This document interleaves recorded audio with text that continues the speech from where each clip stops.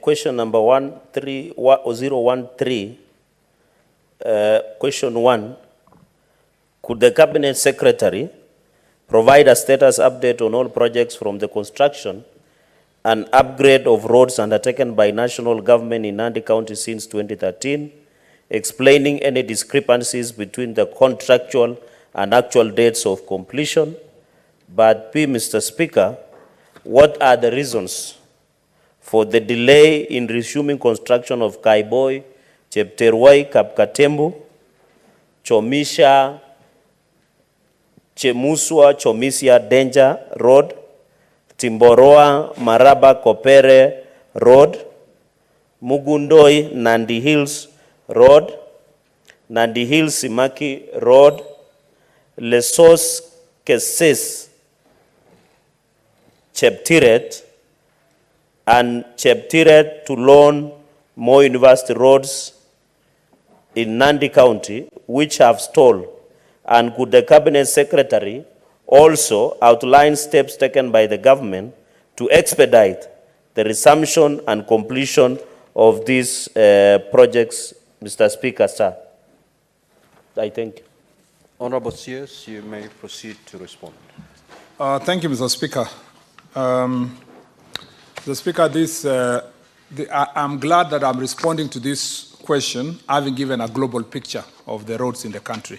So already I had shared with you the situation in the country, thanks to the question from the Deputy Speaker. So I'll just go straight to the answer. I wish to state that 183 kilometers of roads have been upgraded to bitumen standard, with 2 major bridges constructed to completion in Nandi County since 2013, undertaken by Kenya Rural Roads Authority. Details of the projects are detailed in the annex. Concerning discrepancy between the contractual and actual dates of completion, I wish to state that the ministry has faced financial challenges in the funding, as I earlier indicated, due to inadequate allocation and disbursement from the National Treasury over the years. This has culminated in the accumulation of significant pending bills from certified works. Contractors have consequently been reluctant to complete the works in the affected project, citing non-payment of their dues. The government, through the National Treasury, is working on the mechanism to facilitate significant reduction of our clearing of pending bills in the near future. This will result in the full resumption of completion of affected projects countrywide. Roads under the jurisdiction of Kenya in Nandi County have been managed through performance-based maintenance contracts and routine maintenance contracts, depending on the planned intervention and available resources. The agency is currently managing 10 ongoing maintenance contracts in the county. 9 of the maintenance projects are administered by the Western Region Office, situated in Kakamega. 1 project is administered in the North Rift Regional Office. That's the routine maintenance and sport improvement of JN A8 Eldoret Kapsabet Road, which is commenced on 8th March 2024 and is scheduled to end on 4th September 2024 with a contract sum of 38,218,314. The road is 40 kilometers long, but only 22 of it's in Nandi County, i.e. from the Mlango to Chebarbara. Lastly, the roads done under the jurisdiction of the Kenya Urban Roads are indicated in the table below. That is, we are upgrading to bitumen standards the Kamobo Baraton University Road, performance-based routine maintenance of Kapsabet Municipality, Nandi, which are 1, 2, 3, 4 in Kapsabet, and then routine maintenance of package 5 roads in Kapsabet, again 5 and 6. And then upgrading, Mr. Speaker, of Mosoriot Township, 5.3 kilometers. What are the reasons for delay in the resumption of the other roads, Mr. Speaker?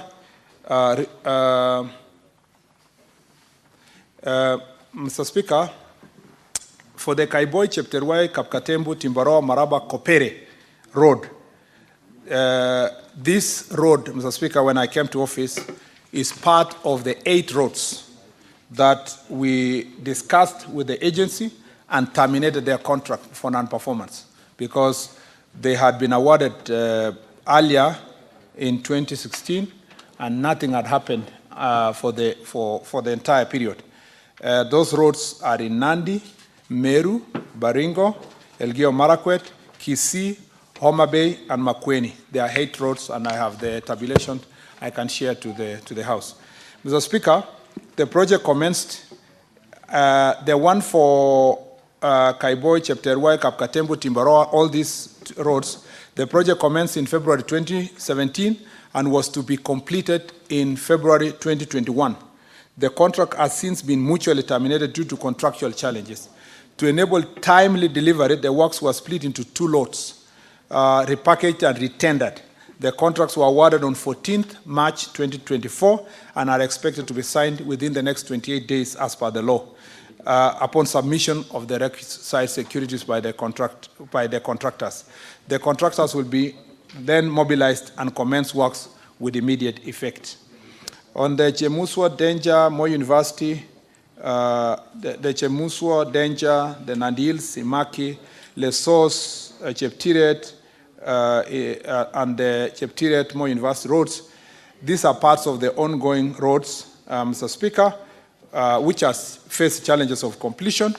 The project was originally scheduled for completion in August 2020, long time ago, but this has since been revised to August 2025 due to inadequate budgetary allocation that have led to the contractor being unable to complete the projects due to cash flow challenges. Mr. Speaker, just for the comfort of the other senators who may not have asked a similar question, this is what I told you earlier, that in the entire country, about 60 billion shillings is spending in Kera roads, from Mombasa to Malaba, from Lokichokio to Loitoktok. All of them suffer this kind of consequences, Mr. Speaker. That's why I told you I had to read the global statement so that even those who will ask follow-up questions appreciate that the circumstance under which we are operating is a very poor budgetary allocation. Mr. Speaker, the last part is the Mugundoi Nandi Hills Road was proposed for upgrading to bitumen standards through, though we have been maintaining the road to achieve motorability utilizing 22% of the fuel levy funds. I acknowledge the completion of the Timbaroa, Mateitei, Seko, Kopere Road have faced significant delays due to contractual challenges caused by inadequate budget allocation. The contractor achieved 47 kilometers of tarmac, but was unable to complete the total contract at 94 kilometers of roads despite numerous interventions. Consequently, the Ministry, in consultation with the Office of the Attorney General, mutually terminated the contract on 28th of August 2023. This paved way for the retendering of the remainder of the works advertised on 27 October 2023.